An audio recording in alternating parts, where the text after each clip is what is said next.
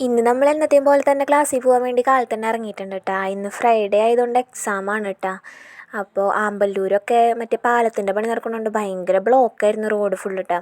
പിന്നെ ക്ലാസ്സിൽ കയറുന്നതിന് മുന്നേ തന്നെ ഞാനൊരു ബൂസ്റ്റ് ചായയൊക്കെ കുടിച്ചിട്ടാട്ടോ ക്ലാസ്സിൽ കയറി.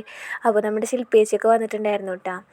അപ്പോൾ പിന്നെ കാലത്ത് തന്നെ എക്സാം ആയിരുന്നു. അങ്ങനെ ക്വസ്റ്റ്യൻ പേപ്പറൊക്കെ ഇട്ട് എക്സാമൊക്കെ എഴുതി കഴിഞ്ഞ് പിന്നെ ഞങ്ങൾ വേഗം ഫുഡ് കഴിക്കാൻ വേണ്ടി ഇരുന്നു കേട്ടോ. അങ്ങനെ ഫുഡൊക്കെ കഴിച്ച് കഴിഞ്ഞ് പിന്നെ ഉച്ചരിഞ്ഞ് ഞങ്ങൾ വേഗം അങ്ങനെ ഇറങ്ങിയിട്ടാ. ശില്പേച്ചിക്ക് ഒരു സാരി എടുക്കാനുണ്ടായിരുന്നു. അങ്ങനെ ഞങ്ങൾ കല്യാൺ സിൽക്സിലേക്ക് നടക്കുക കേട്ടോ. അപ്പം ഞങ്ങളങ്ങനെ ഓരോന്നൊക്കെ പറഞ്ഞ് അങ്ങനെ വർത്താനം പറഞ്ഞ് അങ്ങനെ കല്യാൺ സിൽക്സിലെത്തിയിട്ടാ.